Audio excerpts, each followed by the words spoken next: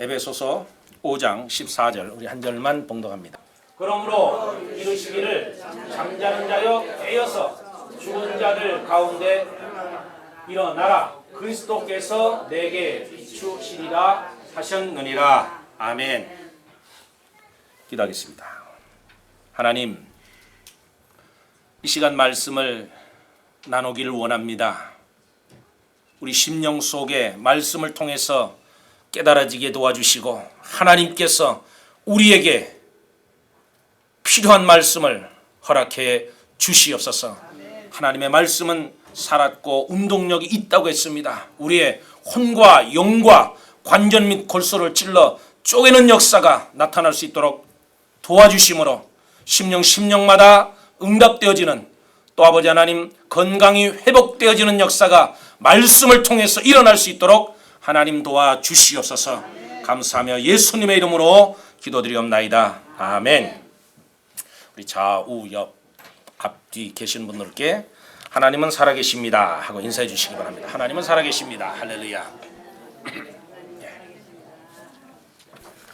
오늘은 자는 자여 일어나라고 하는 제목으로 잠시 말씀을 드리기를 원합니다. 지난주 신문에 보니까 미국을 상징하는 자동차 기업이었던 GM이 드디어 파산을 했습니다. 파산 보호 신청을 했는데, 그래서 많은 미국 사람들이 충격으로 받아들였습니다. 왜냐하면 101년 전통을 자랑하는 경제 아이콘이자 자존심이기 때문에 그렇습니다. 그 같은 회사가 파산하면서 국유화가 되면 비참한 신세로 전락하고 마는데, 이 GM 파산 보호 신청으로 인해서 14개의 공장이 폐쇄가 되고 약 2만 명가량의 직원들이 해고가 될 것으로 예상을 하고 있습니다. 잘 나가던 GM이 왜 파산 보호 신청을 했을까? 거기는 여러 가지 이유가 있겠습니다. 세계 경제 침체라든지 자동차 시장 변화를 읽지 못한 경영자의 무능, 이런 여러 가지 이유가 있겠지만 결정적인 요소가 바로 지나친 욕심 때문에 파산 보호 신청을 했다고 합니다. 많은 전문가들은 하나같이 GM사의 몰락이 가장 큰 원인으로 근로자들의 지나친 임금을 꼽았습니다. GM의 근로자 임금은 2006년도를 기준으로 해서 시간당 75불이라고 그래요. 또 단지 임금만이 아니라 의료보험 및 복리 후생을 위해서 지불되는 금액이 자동차 한 대를 팔면 약 1,500불 가량을 복지 후생 기금으로 지출한다고 그래요. 그래서 최고 경영자가 우리가 회사를 경영하는 건지 병원을 경영하는 건지 도대체 모르겠다고 그렇게 탄식을 했다고 합니다. 여러분, 원숭이 사냥하는 방법을 아세요? 인도에서는 원숭이를 사냥할 때 큰 호박에다가 구멍을 작게 뚫어가지고 그 속에다 땅콩을 가득 채워놓는다고 그래요. 그러면 원숭이가 그 호박 속에다가 손을 집어넣어가지고 거기에 있는 땅콩을 한 움큼 잡고는 빼려고 하는데 이게 안 빼지는 거예요. 네? 그러면 당연히 자기가 쥐고 있는 땅콩을 놓으면 자연히 손을 뺄 텐데 이 쥐고 있는 땅콩을 놓질 않는 거예요.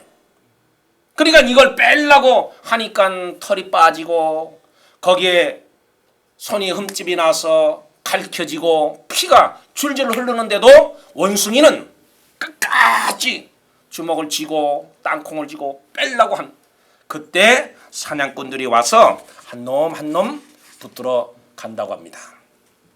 여러분, 이 이야기는 어리석은 원숭이지만 우리 삶 속에 이렇게 어리석은 원숭이처럼 살아갈 때가 많이 있습니다.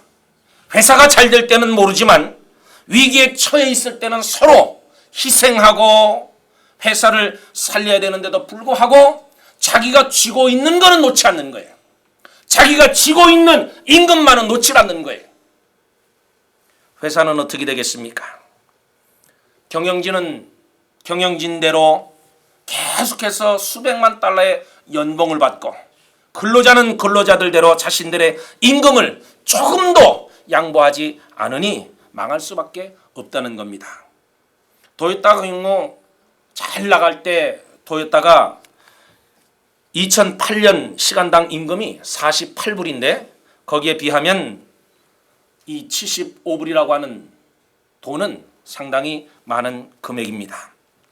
비단 GM사만 그렇겠는가? 개인이든 기업이든 욕심은 몰락하는 지름길입니다.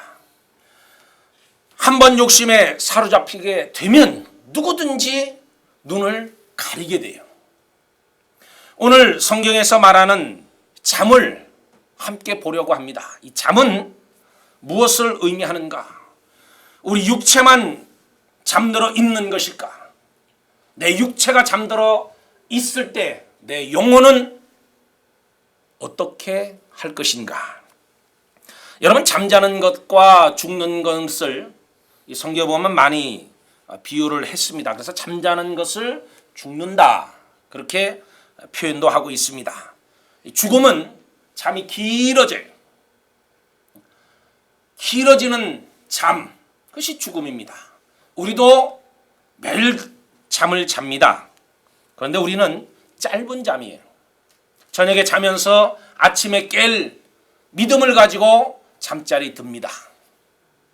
그래서 오늘 저희들이 주일날 교회 와서 예배를 드리는 거예요. 그런데 깨어나지 못한 사람은 계속해서 자는 거예요. 이 잠은 육체 피로를 풀어주고 마음의 근심과 걱정을 치료해 줍니다. 그래서 시인은 말을 하기를 잠을 만든 이를 찬양하라. 그리고 시편 127편 2절에 여호와께서 사랑하는 자에게는 잠을 주시는도다.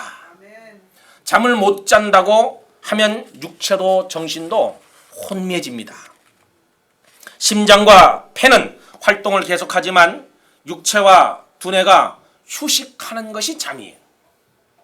그럼 오늘 잠잔다는 것은 무엇을 의미하는가? 깨닫기를 원합니다. 첫째, 사망의 잠에서 깨어 일어나라고 오늘 본문은 가르쳐 줍니다. 다윗은 이렇게 기도합니다. 여호와여, 내 하나님이여 나를 생각하사 나의 눈을 밝히소서. 두렵건대 내가 사망의 잠을 잘까 하오며 두렵건대 나의 원수가 이르기를 내가 그를 이겼다 할까 하나이다. 다윗은 그렇게 기도했습니다. 내가 사망의 잠을 잘까 두려워한다고 고백했습니다. 여러분, 이 잠이란 눈을 감고 의식이 없는 심신의 활동이 멈춘 상태를 말합니다. 절망적인 어둠 속에서도 볼 수 있는 눈을 밝혀달라고 다윗은 고백했습니다. 두렵건대 내가 사망의 잠을 잘까 하오며, 사망의 잠, 죽음의 잠, 이것을 잘까 두려워한다고 했습니다. 여러분, 다윗은 그가 당하는 시련과 위험이 그의 생명이 끝나는 것이 아닌가 하는 두려움에 사로잡혔어요. 여러분, 혹시 두려움이 있습니까? 사망의 잠을 내가 잘까 두려워하는 사람이 있습니까? 내 심령 속에 두려움이 있다고 하는 것은 그 마음 속에 벌써 조금씩 염려가 들어온다는 말입니다. 욥기에 보면 욥이 고난을 당한 이유가 있습니다. 욥은 당대의 의인이라고 그랬어요. 동방의 의인이라고 그랬습니다. 그런데 이 욥이 왜 재산과 그리고 자기 자녀들 그리고 자기 부인까지 자기 자신이 악청이 들어서 기왓장으로 자기 몸을 벅벅 긁을 수밖에 없었는가? 그 이유가 성경에 있습니다.